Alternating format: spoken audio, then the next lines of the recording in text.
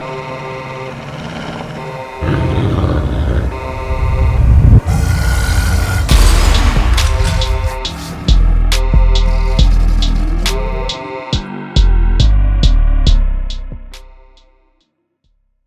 go back and watch our basic training video, because that's just basically me repeating the same shit when it's already been done.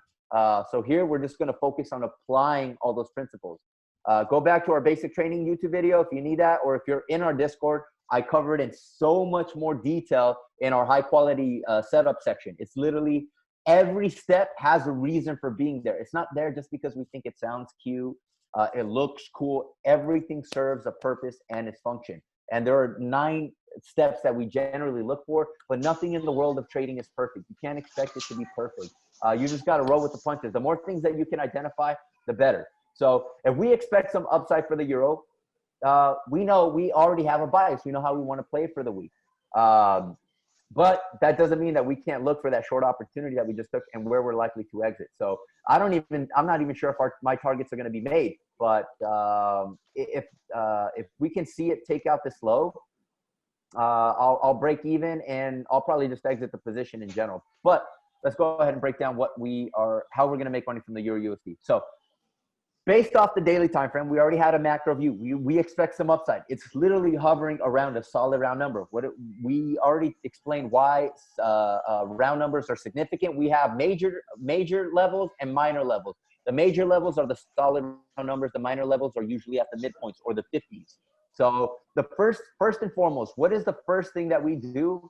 If you guys want to take a stab at it, whenever we're dissecting a nice clean chart, what is the first thing that we look to deploy on our charts? If anybody wants to take a stab at it. I'll know. Say that one to mate, sorry. I want to see who's really doing their homework. So before we execute any trade, we have a nice clean chart on the Euro USD. There's no levels, no trend, nothing. Like, let's just say we have no bias right now. We're on the 15-minute time compression. Hey, Bill, did you say something? I think it was your mic kind of cutting up. With me? Yeah, I think Bill said something, but his mic kind of cut up. So I think he answered you, Dave. No, I think he was asking, like, what was it that I was asking? Oh, okay. Yeah, that was it, mate. Yeah, I just asked him what he said. Okay, so we have a nice clean chart. What is the first thing that we look to do on our chart before we engage in any transactions? Like, what do we deploy on the chart? Looking at the structure. I'm sorry, one more time. Looking at the structure or going to the higher time frame. I don't know. Not bad. Structure is important, but we've already covered the structure. We've already expected the higher time frame. We already have like a long bias. We want to run the shit to the highs. So we looked at the higher time frames to at least gauge some type of bias. Then we go on the shorter time frames to time entries and stuff like that. But we also look to identify short-term opportunities on lower time compression. For the Euro USD, the 15-minute is the sweet spot for me, just because I've been day trading the Euro. Dude, the Euro is what made me a successful trader throughout the years. It's like my bread and butter currency pair. It's how I make my money. So I know the Euro like the back of my fucking hand, but I need to know whether you guys are doing your homework. So we deploy certain tools. I'll make it a little bit easier. We deploy tools as our first step. What tools do we deploy right now? Round numbers. Yes.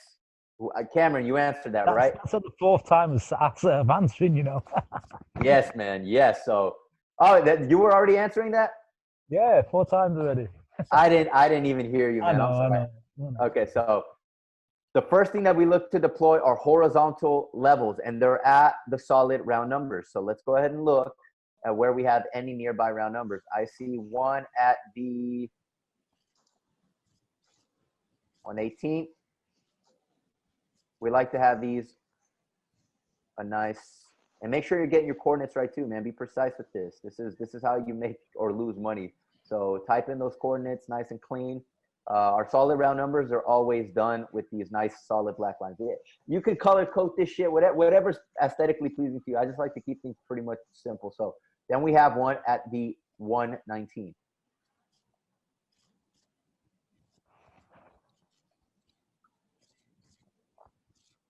And we already know that there's one at the 120, but it's not going to pull up on the 15-minute time compression. But the next thing we look to deploy are the midpoints, the 50s. So here's a solid number. That means the reason we call them 50s or midpoints is because it's 50 increments. The market, so from round number to round number, that's about 100 pips of movement. That's generally how much the euro will generally move, about 100 to 150 pips per day per average. And then the midpoints are 50 pips of increment. If you don't believe me, let's go ahead and look at this shit. It's your measure tool. From the 118 to the 119, boom. Solid 100 pips, man. Solid 100 pips. From the 19 to the midpoint at the 50, it's about solid 50 pips. Now, that's not really important. We don't build a strategy around that. I'm just letting you guys know this is why they're significant. Because the market is heavily controlled. It needs to move a specific amount of pips per day, per session, so the fucking big banks, these big institutions don't blow the fucking economy up. So the markets are controlled to the fucking penny. I need you guys to understand that. So that's why they're important. They're significant as well. And also, this is where the retail space and big institutions deploy the bulk of their orders. This is where the majority of transactions occur. Now, it's not going to deflect just because it's not going to look like this all the goddamn time, bro, where it'll test the level and then boom, deflect. It rarely happens like that. If it does, I would not take a trade like that, because what looks so obvious isn't in your benefit. If a trade looks so obvious and everybody can see it, it's not in your benefit. Yep.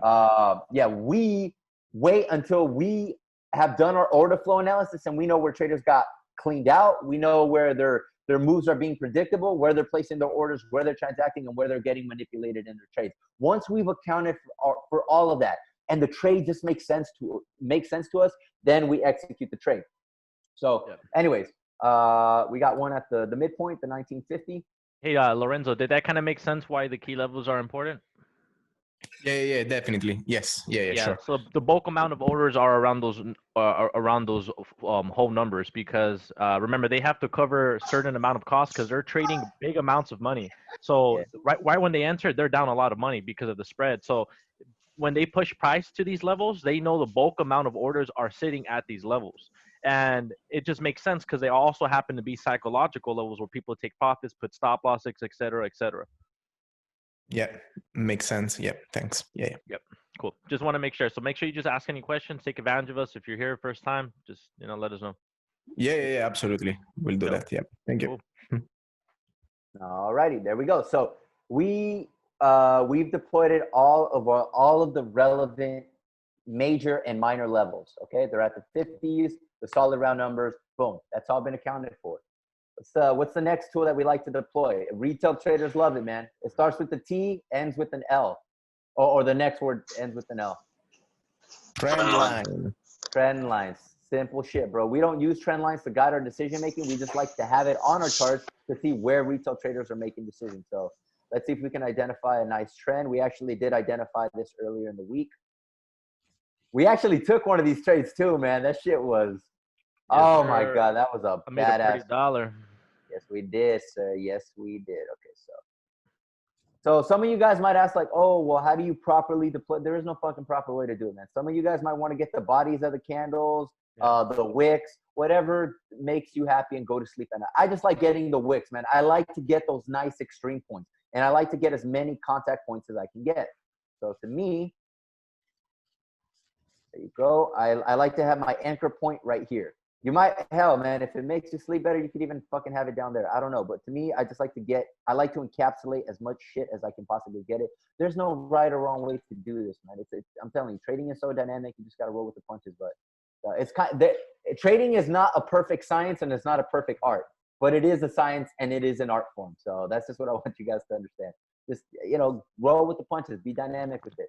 So we got a nice trend line going right there. We also got one right here.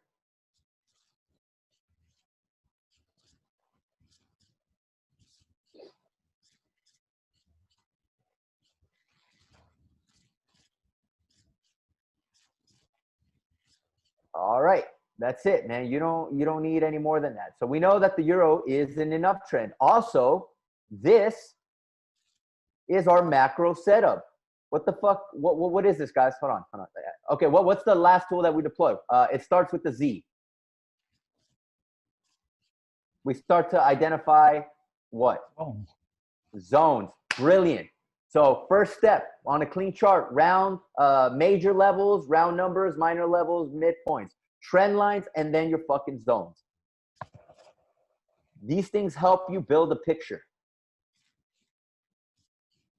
And for me, I'm telling you, zones, it's the same thing as trend lines, man. Just try to encapsulate as much as you possibly can. It's not exact. I like to get the extreme points of everything. Yeah, and these zones are very important because when I first met Dave helped me out on like clearing up my zones because I used to put my zones a little lower than like, and for that example that Dave's doing right now, I would have put my zone a little lower, but he's helped me make sure I become more precise because you guys would be surprised at how much money you can avoid losing or how much money you can make by just making sure that you're as precise as possible. Yes, man, that is so important.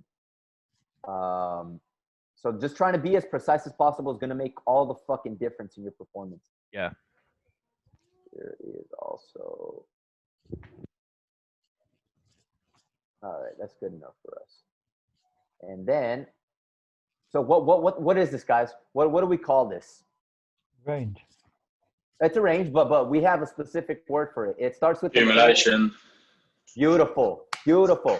Accumulation zone. If you go back in our high quality section setup, accumulation zones are a high statistical probability of the market doing what? What is it likely to do? It's likely to go. It's likely to go up. It's likely to create a bullish trend. But wait, okay, so sorry, Dave. It's likely to go up, but that could also be a distribution zone as well.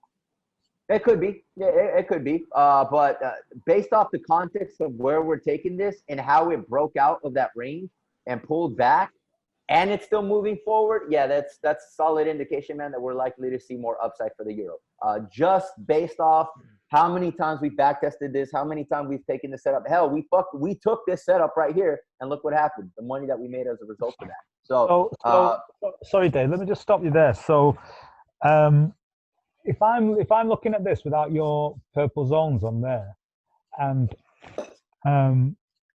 I'm basically looking at the context of the trend on the, say, daily, to get an idea of whether that is accumulation or distribution once I've drawn it.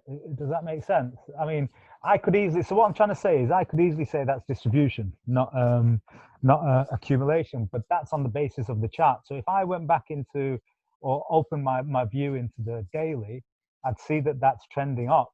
So that's how I'd determine that that's accumulation. Is that right? Well, an accumulation zone, man, you're going to notice it on shorter time compressions. This is going to be very difficult to see on high. Yes, they do happen on like macro time frames, the daily and the weekly.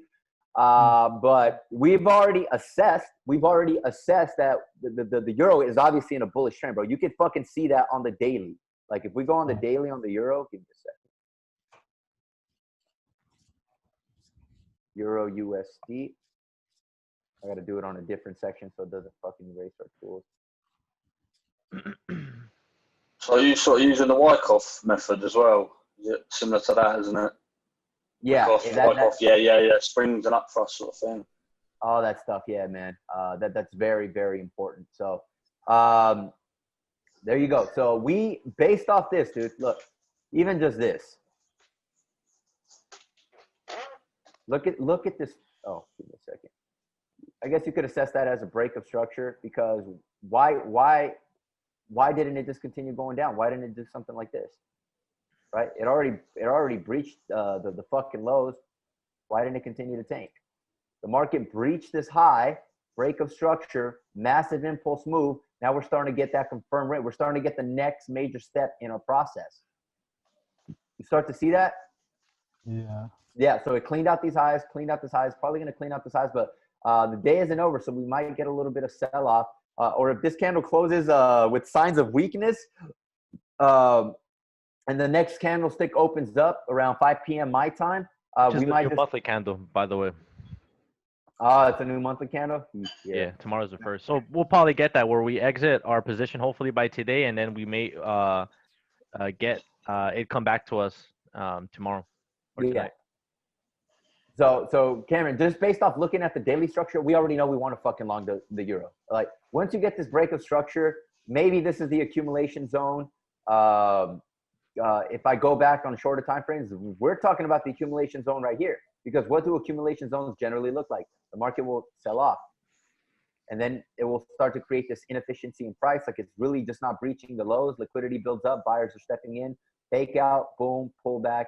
And that's what it fucking looks like. Obviously, it's going to be a little bit difficult here. Now we're focusing on this price action right here. But based off the macro structure, we know we want a long for right now. Unless things change, like I said, for all we know, this shit could just fucking tank. We don't know that. But on the balance of probabilities, out of all the years that we've traded, we want to trust our method, man. Just don't overcomplicate it. Once you see these specific things, go with the fucking flow. Go with the narrative. Right now is giving us indications that the euro is showing signs of strength despite the fundamentals. We want to play with that narrative. I trust my setups more than I trust the fucking fundamentals, man. Believe it or not. Fundamentals are important, but it's not my strong suit. And I've traded long enough and I've traded the same shit over and over to trust that our setups will generally do a specific thing. So on the balance of probabilities, we want to take this alongside just off that macro structure. Now, we know that. So we need to scope in on lower time frames to make sure. God damn it. That shit was synced in. No, you know what? No, I'm not even going to fucking erase it. That's too much work to do over. Anyways. I've got it. I've got that now. I just needed to know sort of how you just out the blue on that chart just decided that was accumulation. But if you're taking it from the daily and the structure of the daily, I get it. Okay. You see that no follow through in the bottom too, Cam? I don't think Dave finished marking the last one, but there's a no follow through right at the end. Right after the next time they touched that support where he put that X, there was a no follow through. That was the third one. The third spike through. Yeah. That was a no follow through. Yeah, bro. So. Right. Yeah, I see what you got. Yeah, it was this one right here. It was the next one, the whole next spike, Dave, that one right there. It's a no follow through. It's a trap for whoever's trying to short it. They got stuff in the way in the bottom. This one? Yeah, that would be a no follow through, right, Dave? That would be a trap for whoever was shorting at that point, thinking that it was going to completely dump. Well, I wouldn't call it a no follow through. We call this a fake out. This is right here, and this is a fake out because sellers, they're getting attracted. They believe that the market is going to break down to the downside. But we know that we're not trying to catch all of this in real time. We're just waiting for enough price action to unfold and elapse for us to make some intelligent decisions. So to me, this right here, I would say it was just a fake out, which is generally what we look for in accumulation zones. That's why we try to trade it to the upside because we know short sellers are getting caught on the wrong side. And then buyers, once they realize like, damn, this is why I circled this because the next thing that you have to ask, once all your tools and your zones are fucking deployed, let me just go ahead and put it before I break down what I was just going to break down. Let me just go ahead and finish this one right here. Because we need to focus on what's important. I might have to go in about 5 minutes, man, because I've got to put my kids to bed. It's all good. What's up, mate? I've got to go in about 5 minutes. But if I ask someone to shoot me a recording. Yeah, I was about to tell you that, but I'll send you the rest of the vid once you're out. Don't worry about it, Bill. Yeah, thanks for that, Chris. Cheers. Alrighty, man. So, I'll just try to get. Yeah, you were saying, Bill? Some of your ranges, how you know you've got your small ranges and you have your numbers, you like your ones and your twos by them. How do you sort of confirm them sort of thing? Do you like, it's like a break pullback, your number one on the range? I assume you're doing a bit different to what I do. Do you understand what I mean? Yeah, no, you could confirm it like that, man. Like I said, you get a test right here, like I said, and then you get a break and then the pullback in there, kind of stuff like that. I mean, that definitely helps. That adds confluence. But to me, the way I confirm a range is like literally, this is what I was going to get to the next step. Markets, one of the things that has never changed since the inception of the markets is that the price behavior is so fucking predictable. It will have an impulsive move and then it will exhaust itself and create a range. You can't make intelligent decisions when the market has already fucking moved. Why? Because it left without you. Like you can't make intelligent decisions. I found throughout the years that my trading game was enhanced when I waited for the market to exhaust itself. But retail traders, they don't think like that because they start to FOMO in when the market is already moving. And then when the market starts to range and then starts to have those deep excursions and put pushback on them, and then they start flipping their biases, that's when shit goes wrong. But the way I confirm a range is when price is just like really not going anywhere. It's not creating these impulsive moves. And you have to wait for enough price action to elapse for you to even understand this. You're not going to know a range is being confirmed if this side of the chart has yet to unfold. Like if you just see this, you're not going to know that. That's why you have to be extremely patient and wait. Patience is the #1 killer for success in trading. People don't have it. So for me personally, once I start to see this, once enough price action has unfolded, it's already confirmed. You got 1-2 tests at the highs, 1-2 test at the lows, or maybe even 3, because this is considered a test right here. So 1, 2, the range is confirmed. This is a stop hunt right here. Price pulls back, and it's doing its thing, and now it's kind of just hovering and doing its own thing. So you can't really gauge much information from this, but we're going to explain why we took the short and maybe why we could still run it a little bit slightly to the underside of this. But once all your ranges are confirmed, we've identified an accumulation zone at the bottom here. This is how you identify an accumulation zone. It's just creating this macro range. We know buyer, there's this level of support. You got this fake out.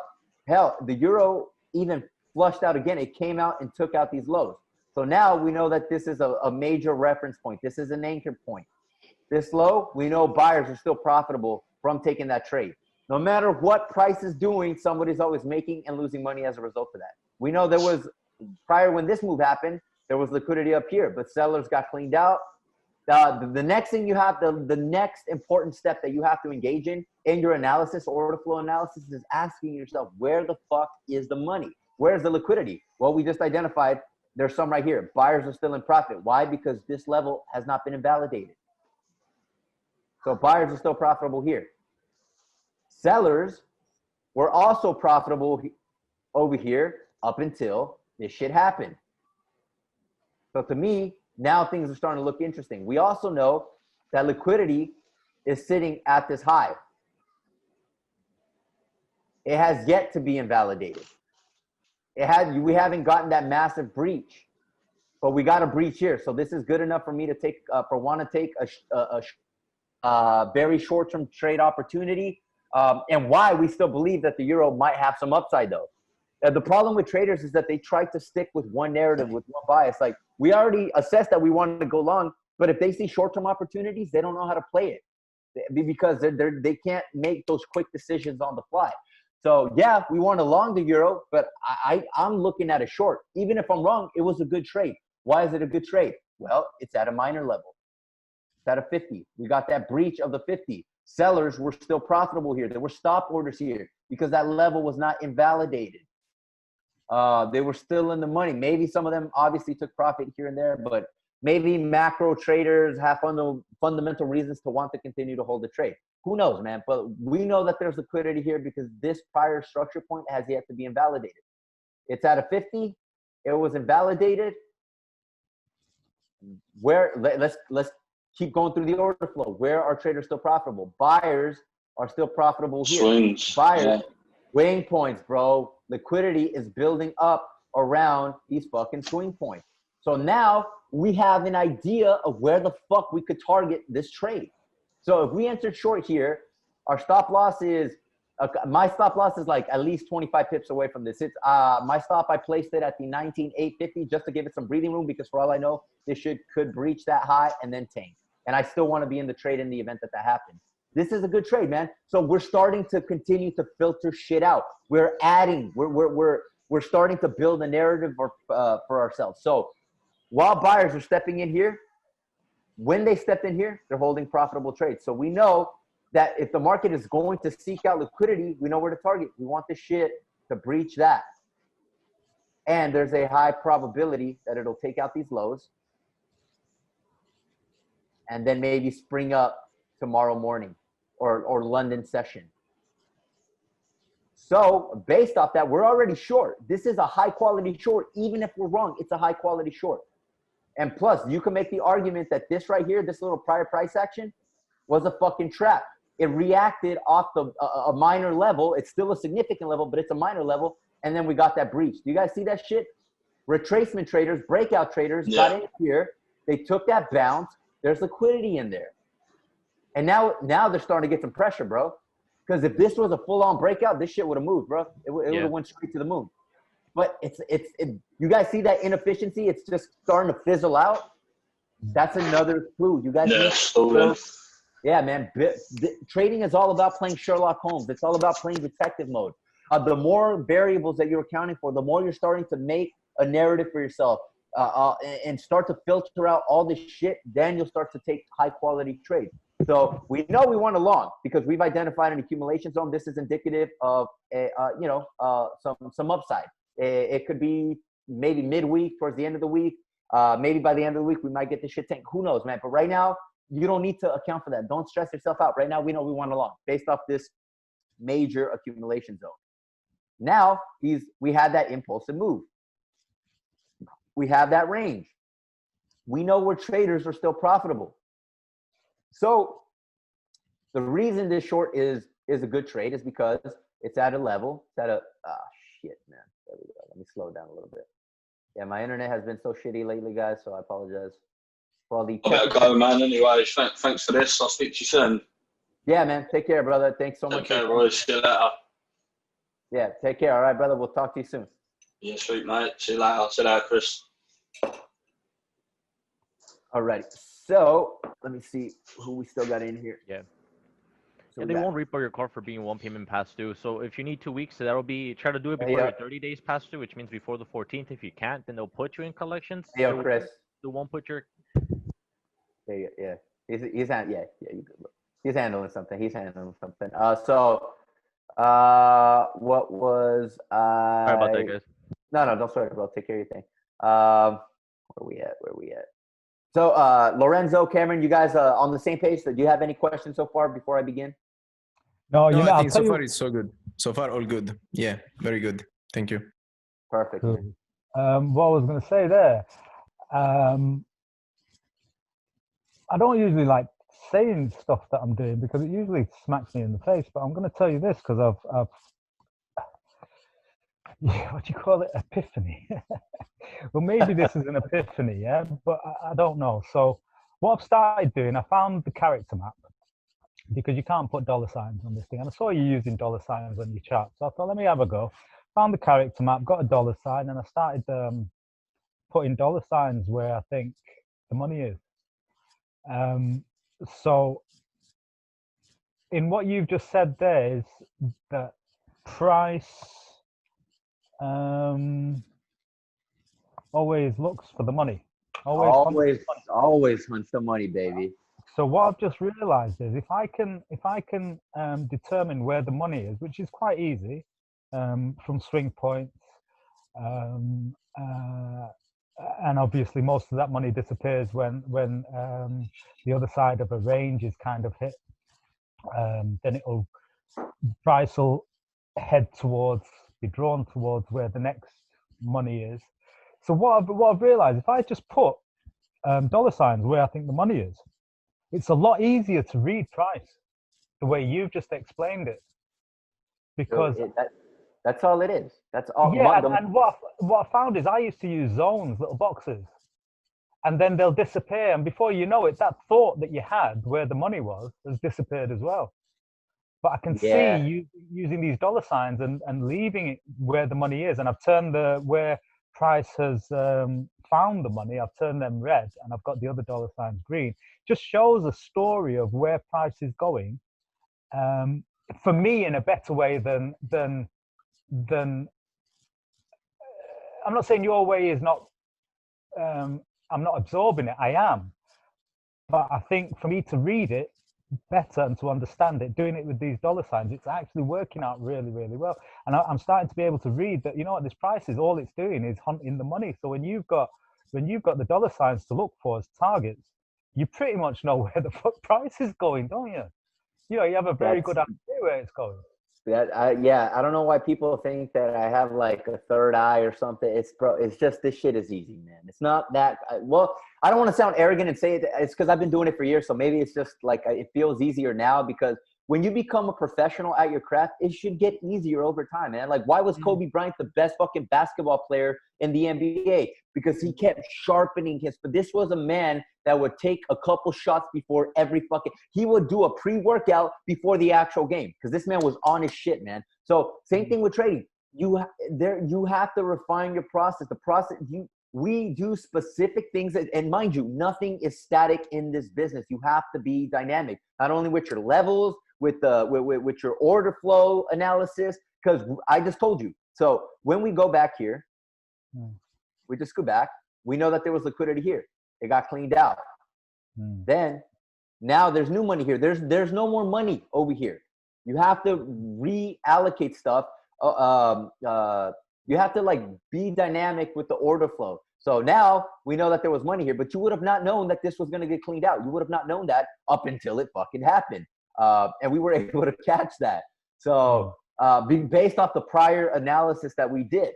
And now there's no more money here. It's gone. That's why I X'd it out. Now this is probably the low of the day, the low of the week. We know it's a stop hunt. But this right here, where money is residing, we know there is a pool of liquidity under here. It's probably a low of a day, low of the week. It's a major swing point, and you move forward. And then like down the line, the market is going to come down and clean that shit up. It could be today, it could be tomorrow, next week, next month, next fucking year. Who knows? But at some point in time, that level is going to get cleaned out.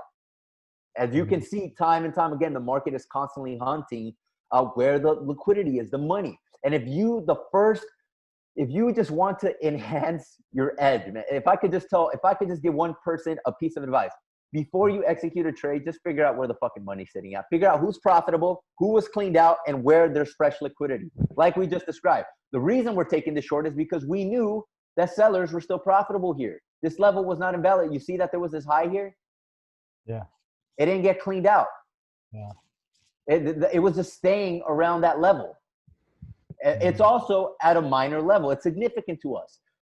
We also have this confluence of the range. The range was breached. We already did the order flow of the traders that were getting involved at the breakout of that prior high.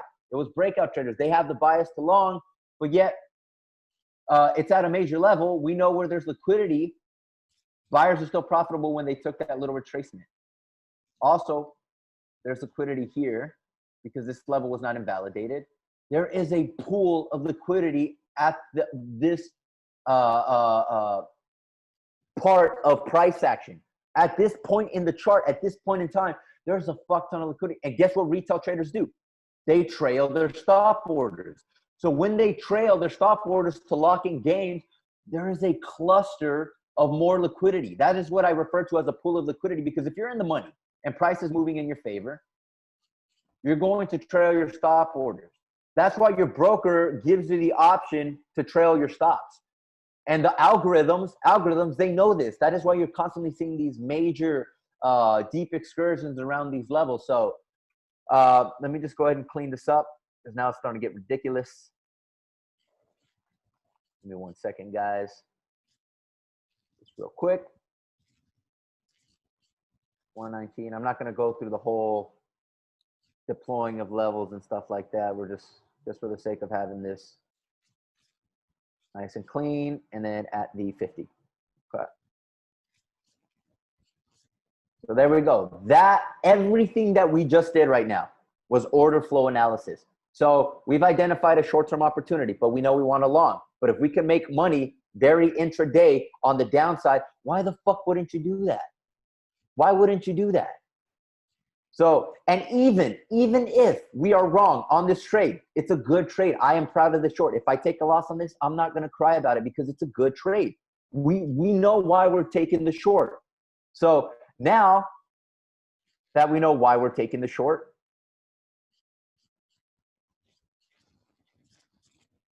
we draw a nice clean zone, our little range. We know where to target. So our method is simple, man. If we believe that if you're conservative, you probably want to exit your trade maybe down here when that level is reached and at the midpoint of the range, which would probably be at the 119. But if you're gonna let it ride out like me, if I start to see that price is really failing, and if I can get a close, maybe retest of this level, yeah, man, I'm gonna run this shit down here. I'm running my targets past these lows because I do expect price to clean out those lows and then spring back up. Yeah, and then if there's a daily trend line, Dave, that just happens to be exactly where you put that excursion right there, around the 18,500. There you go, man. There you go. So we know that there's pools of liquidity here.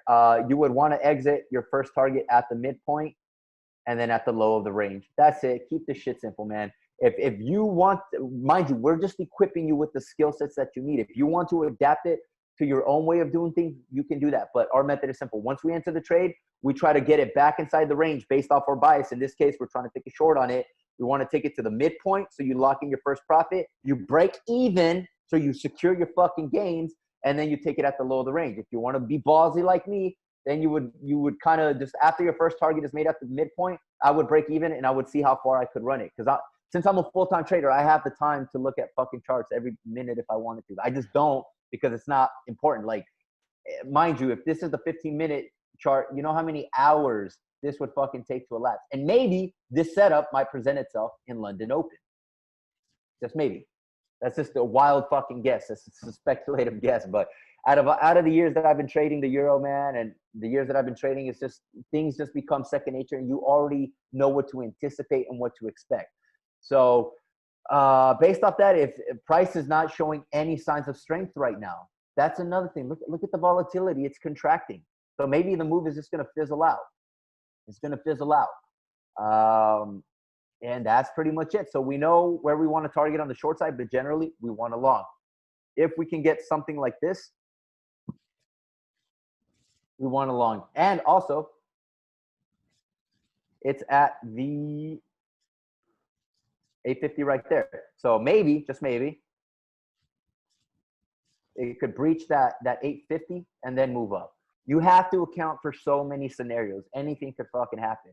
Also, we could get some pushback and then it tanks, or it might just stop us out. Who fucking knows? Maybe it might clean out this prior high, because that's the only thing that has me a little iffy about this trade, is because this high, there's money there and it's right next to it. It has me a little iffy, but it's still a high quality trade. So I'm content taking it. It might take that level out and then go to the 120, but I don't think so, man. Like, this thing is screaming short for me. So we'll see how it plays out, man. I'm already in the trade. I already have my target set. I know where I want to exit. I understand why I took the fucking trade. I understand what I expect to look for next, how I'm going to act when all these scenarios play out. That's it. That's literally it. So accumulation zone, break of structure, impulsive move, confirmed range. We already identified the stop hunt. We know where money is sitting at, liquidity. You can argue that this is another form of manipulation. This is manipulation right here. Even though maybe this is a little trap right here too. There's a little baby trap for sellers. They thought that they could short this side of the range. Little weak breakout, the pullback, buyer stepping in, stop orders clustered right there. And now we're starting to get a close back below this prior high. That's telling you something. These are clues. Pay attention to these little clues. So in conclusion, in summary, this is why we're taking the euro short, and what all the while we do expect to take it long at some point in time when that opportunity presents itself. But don't even fucking worry about that, because it's going to take some time for that to elapse. Let's hyper focus on our short trade. Let's manage it well. Let's play it well. And that's pretty much it. So and you will see this time and time again on so many other fucking pairs. I can't even make this up. Let me see. Out of the way. Anybody want to throw a pair at me? Throw a pair at me. We'll just for kicks. Do the USD yen if you can, Dave. Just because Bill was breaking that down last night. Maybe we could work something out for him. Or the euro yen's cool too.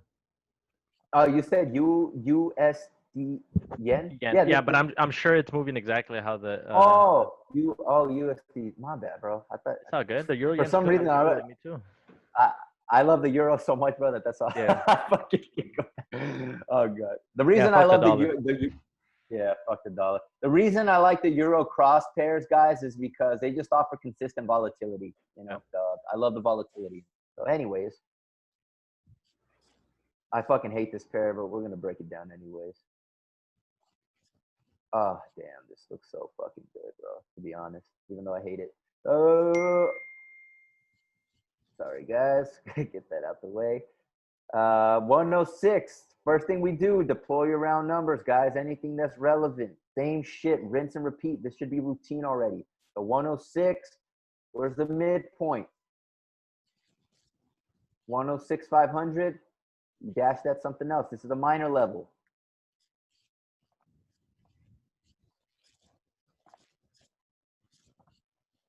$105, 500.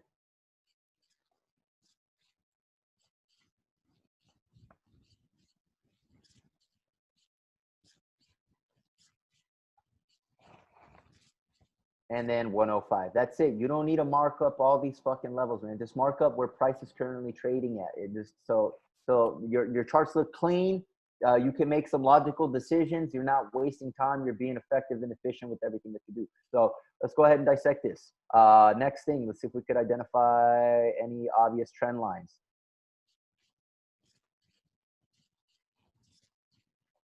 Bam, we got to break a structure on this trend line right here. Break of structure on the trend. Whenever price is no longer bouncing off that trend line and it breaks under it, that's what we refer to a break of structure as well. It just doesn't happen on a horizontal level as well. It happens dynamically too. So I'm already slowly building a bias to short this shit. Plus the dollar's showing signs of weakness as well. So you guys see how quickly you're just building the narratives. It's going to come through time and experience. You don't need to complicate the stuff. So there we go. We got a trend line. We got a break of that trend line. Next thing, zones. Oh, wait. Let's see. Can we? Yeah, I think we could make the case for a down trend line as well.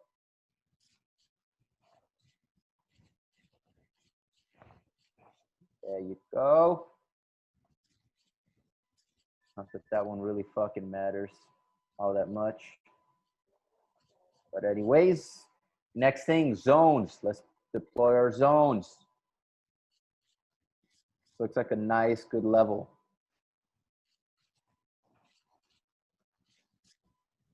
Dude, this right here is just a horrible form of manipulation. All of this right here, guys.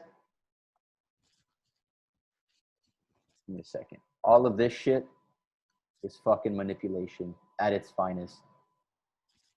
All of this. Buyers getting cleaned out, sellers attracted again, stop orders there, boom. So this is a major sign of what's likely to come, bro. I call this an iceberg order. Even though it happened very quickly, this form of manipulation where so many traders are constantly getting jerked around, and this was a process of 25, 26, 27, about 2 days. This is signs of what's likely to come for the dollar. So I'm expecting some horrible downside for the dollar. Also, we got a nice clean level here.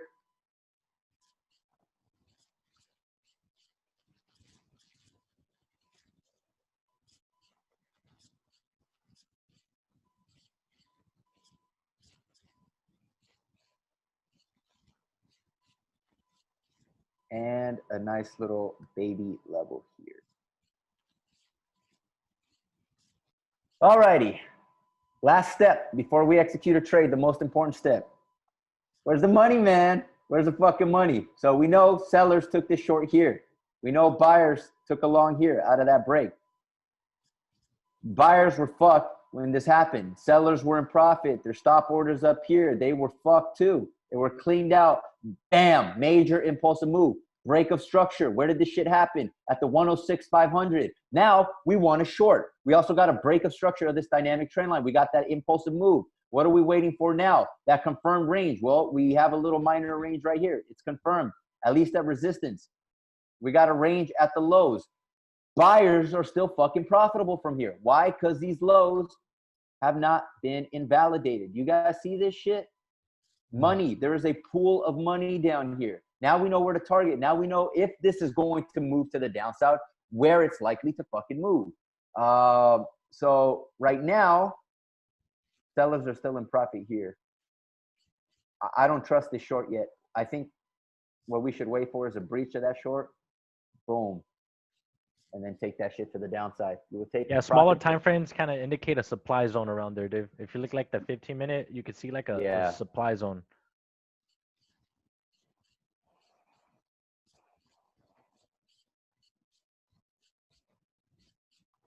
Give me 1 second, peeps.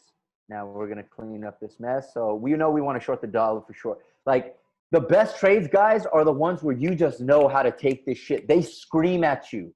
Yeah.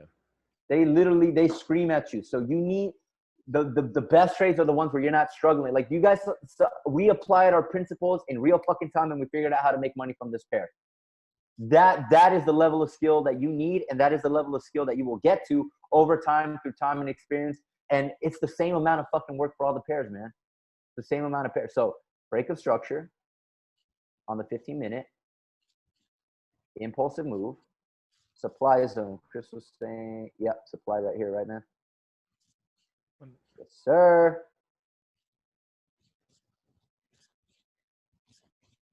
There you go. Trap. What do we expect?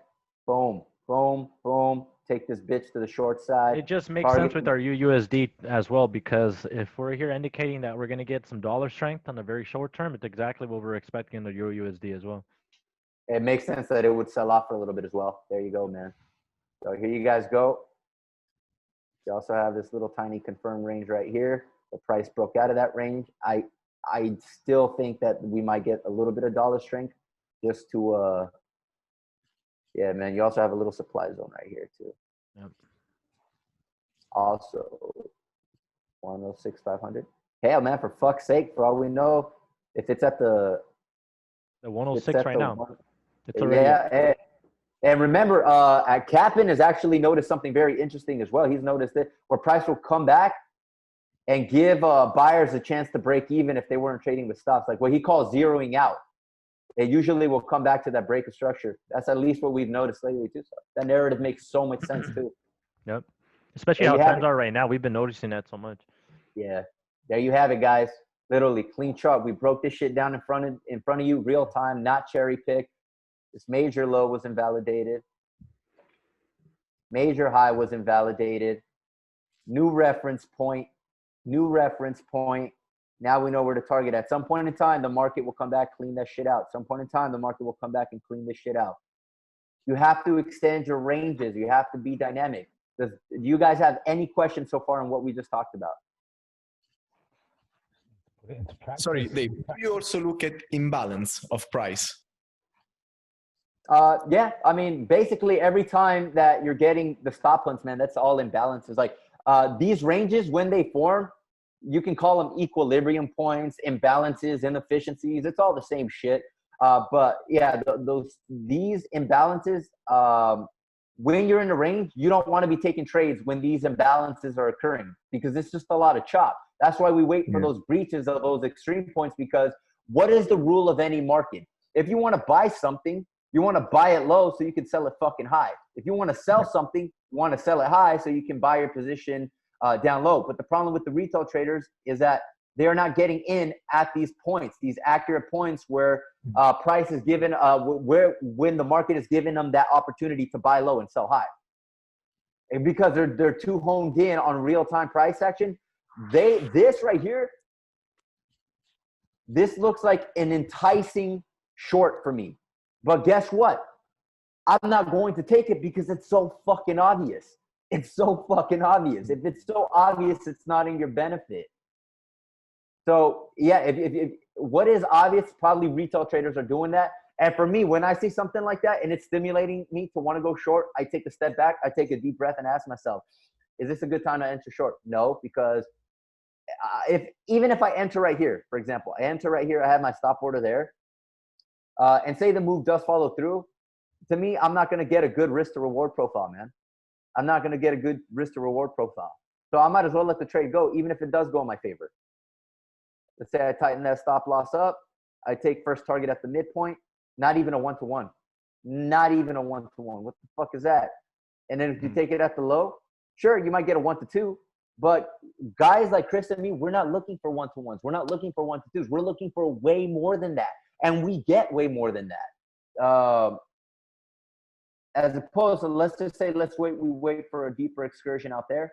We got a nice, like, 25 pip stop loss. You take target at the midpoint, you're getting a 1 to 3 right there. Down here, a 1 to 6. You see that? Everybody's looking at the same thing. The question that Cris and I are asking is, how can we get a bigger piece of that pie?